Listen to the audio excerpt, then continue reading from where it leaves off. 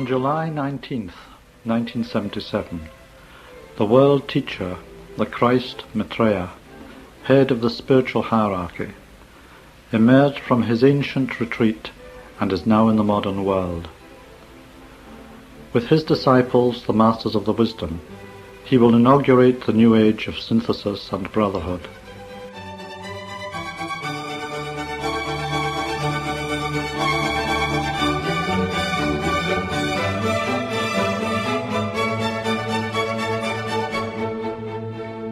Good morning and welcome to our World Teacher programme on Wellington's Access Radio 106.1 FM, presented by Teresa and David on behalf of Share International New Zealand.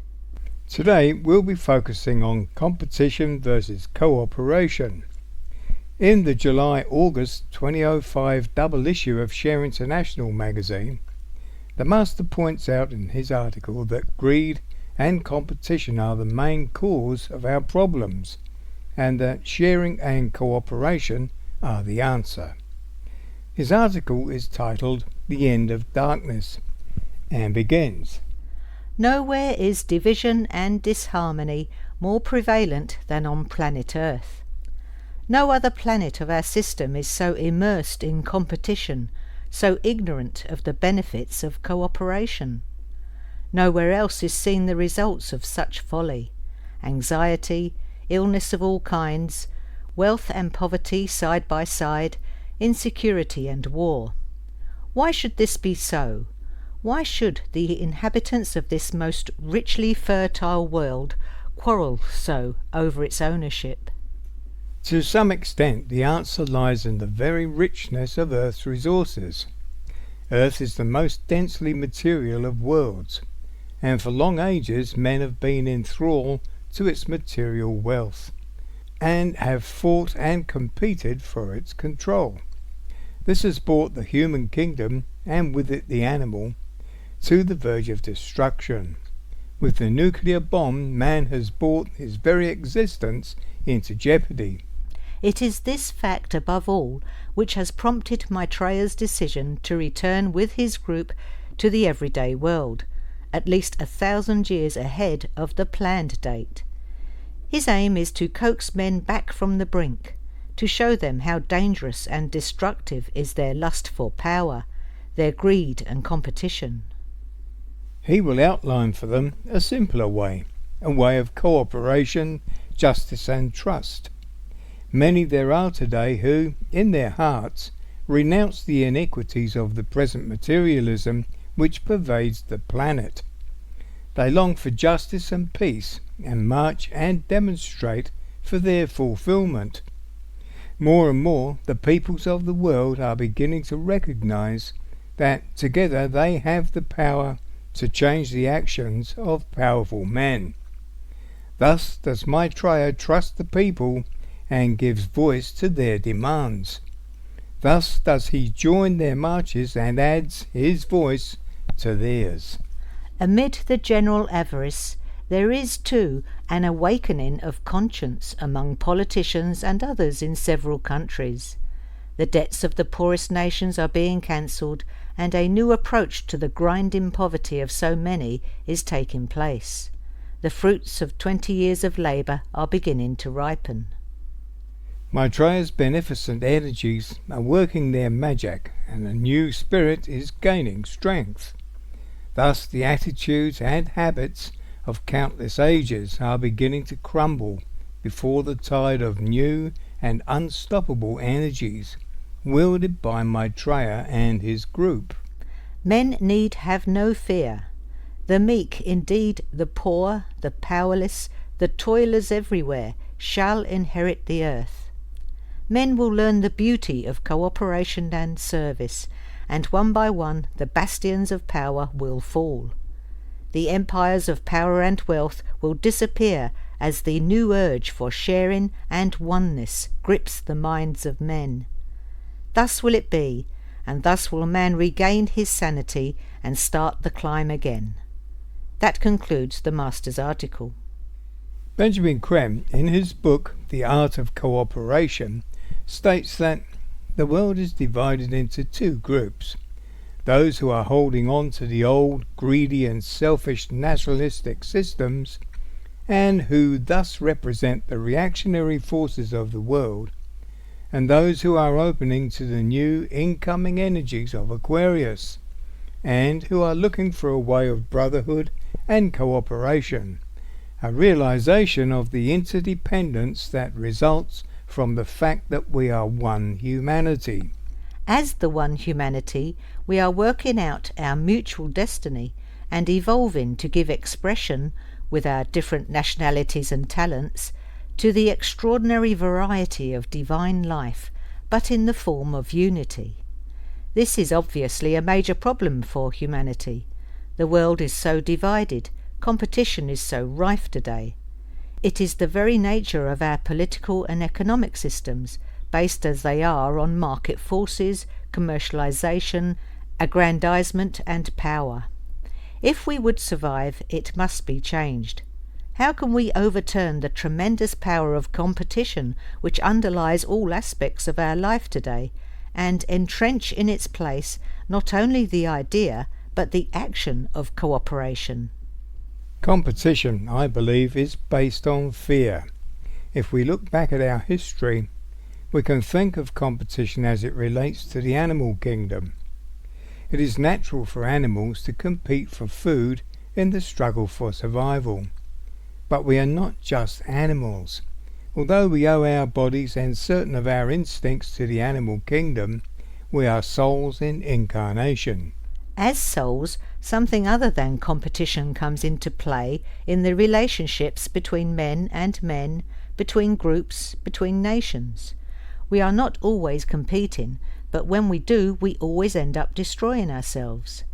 War is competition writ large, and is something which humanity has turned to again and again for different reasons.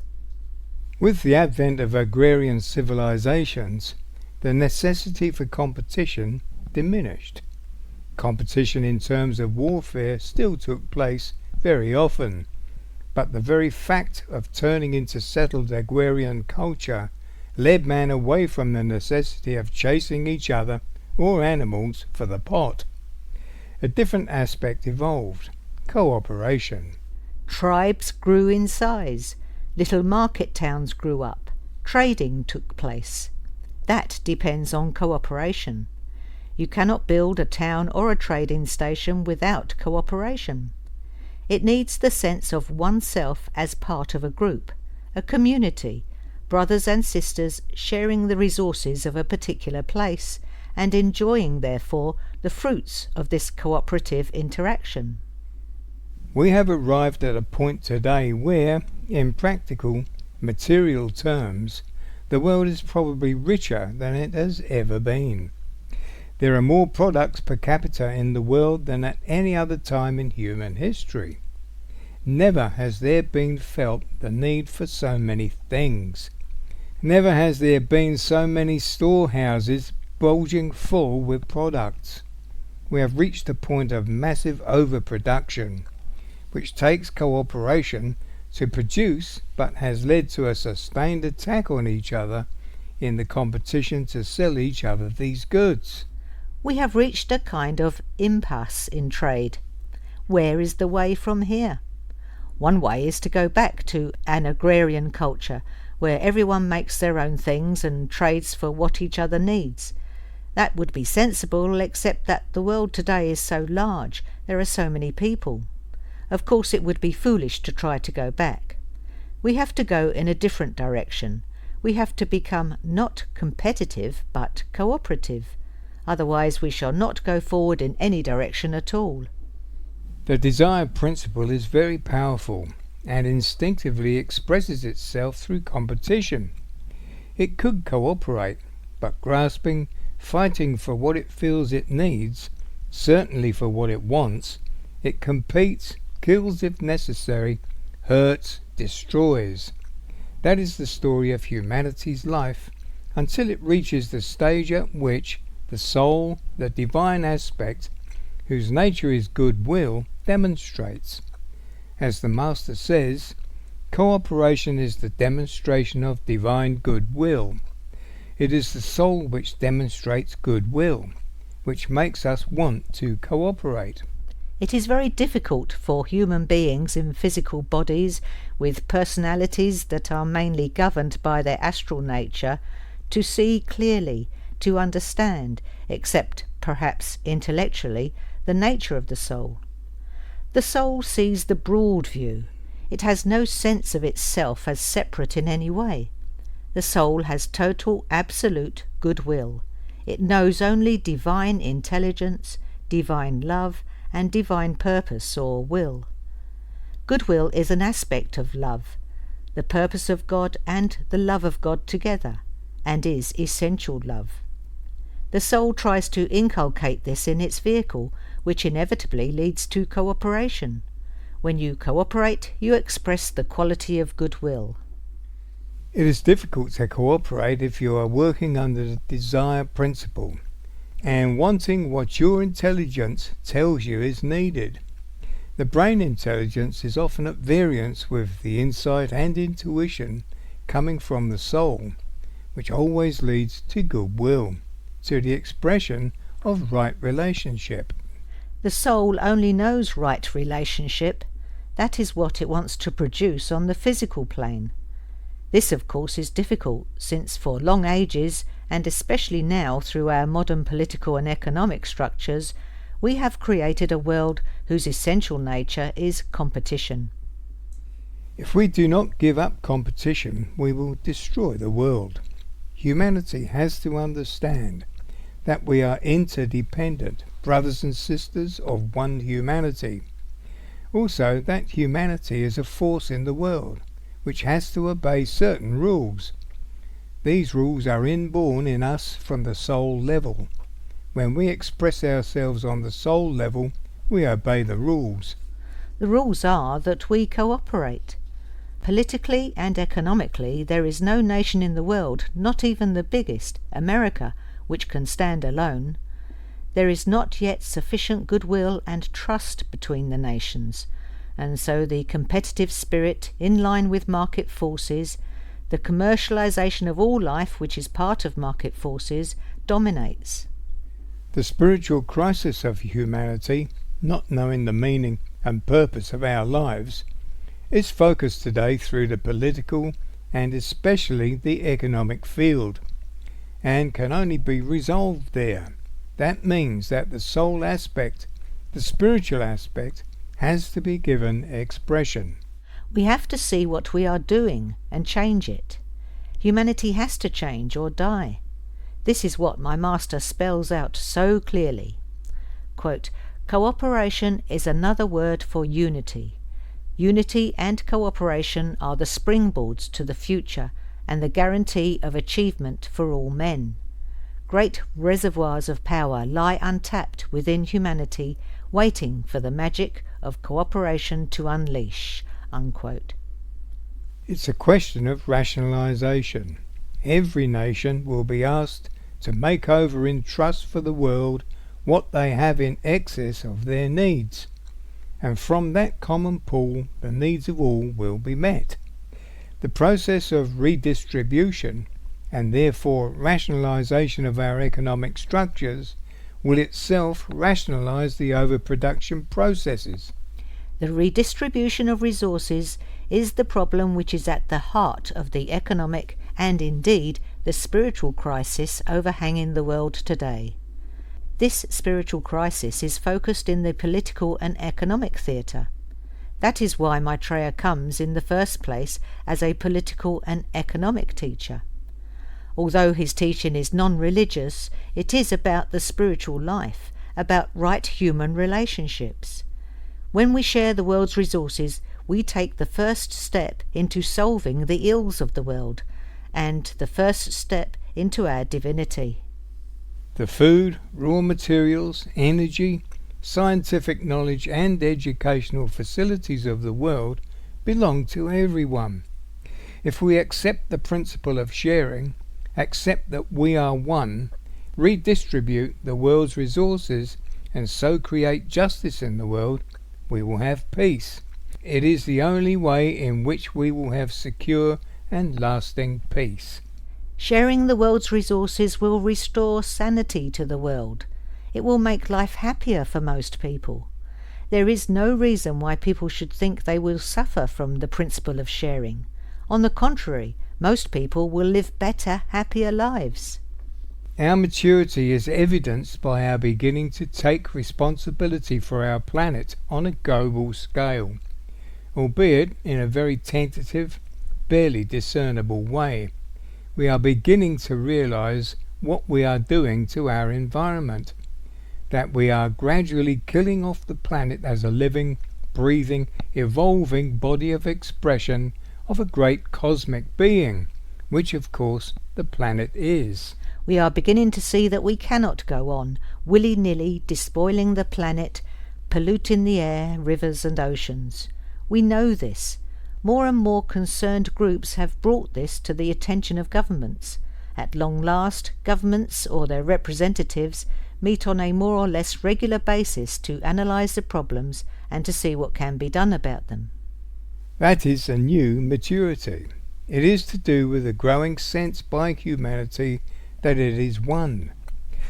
The maturity lies in the recognition of our oneness, brothers and sisters of one humanity, on this planet to carry out some plan, some role, which is as yet dimly felt by most people.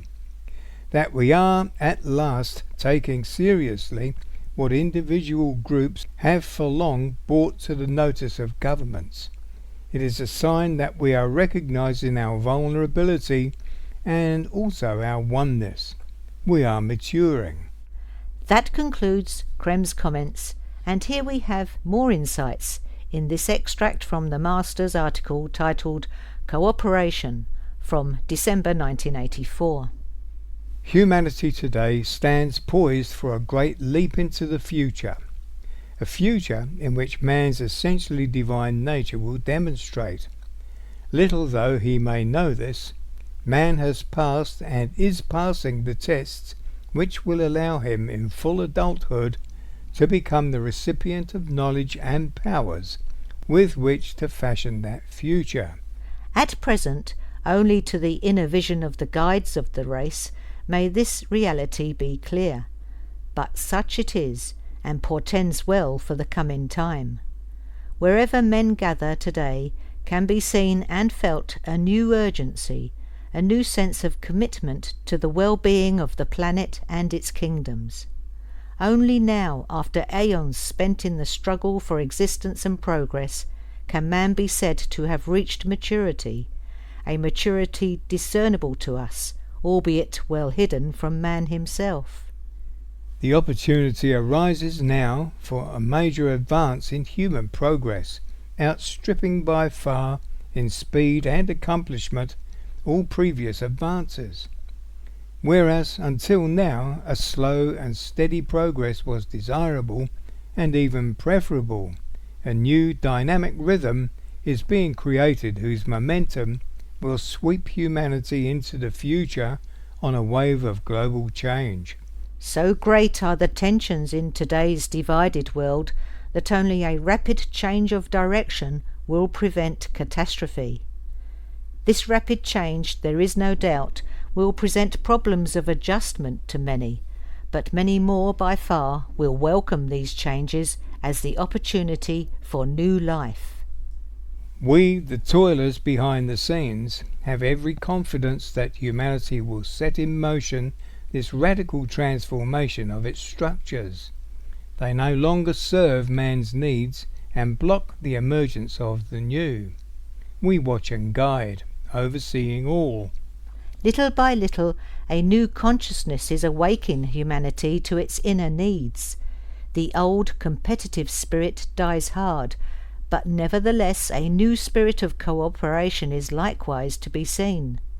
This augurs well for the future, for it is by cooperation alone that mankind will survive, by cooperation alone that the new civilization will be built, by cooperation only that men can know and demonstrate the inner truth of their divinity. We'll now listen to Maitreya's message number 81, as given through Benjamin Krem. My dear friends, I am happy indeed to be with you once more and to magnetize your aspiration in this way. My coming evokes in man a desire for change, a desire for betterment, however expressed. My energies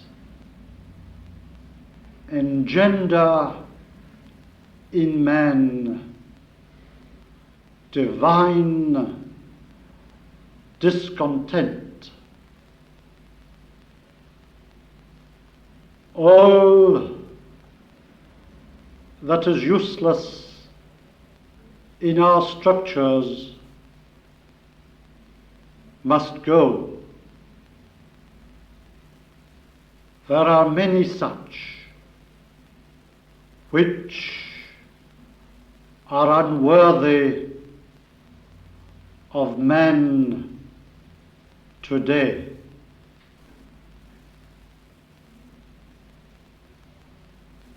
Man is an emerging God, and thus requires the formation of modes of living which will allow this God to flourish. How can you be content with the modes within which you now live?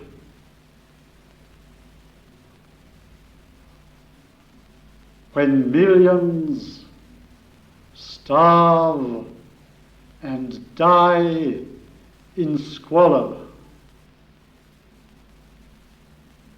when the rich parade their wealth before the poor,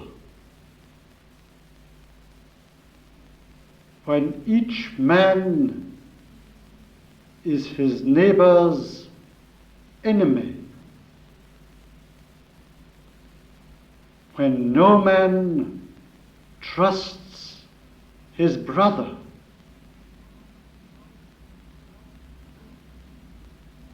for how long must you live thus, my friends? For how long can you support this degradation?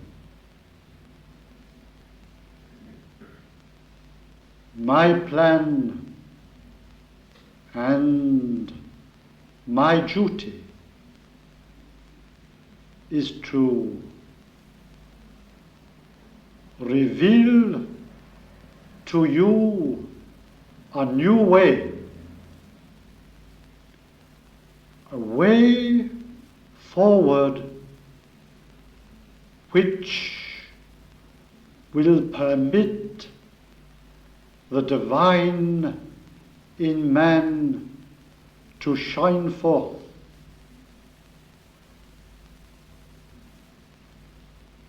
Thus do I speak gravely, my friends and brothers. Hearken well to my words.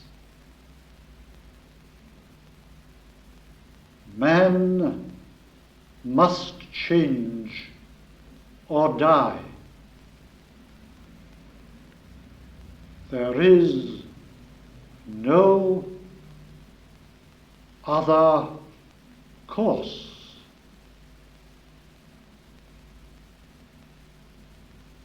When you see this, you will gladly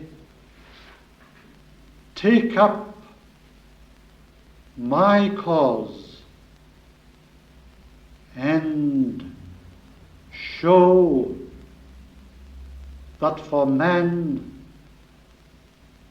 exists a future bathed in light.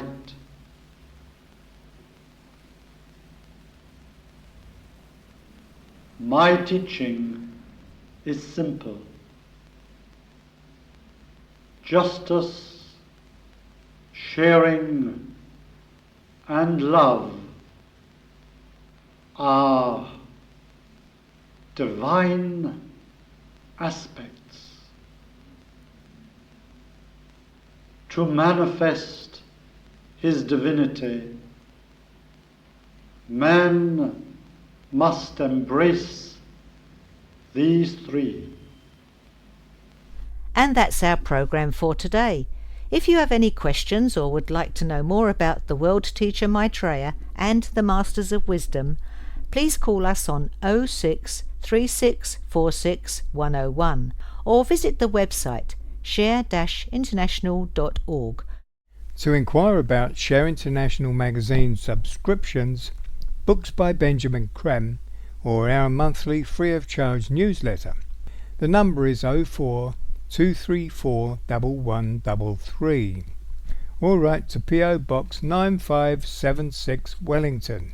Thank you for listening to us on Wellington's Access Radio 106.1 FM, and please tune in to our next World Teacher programme on Saturday the 16th of March at the usual time of 10 a.m. You can listen again to this programme and previous ones by visiting our website at share-international-nz.info and click on the radio tab.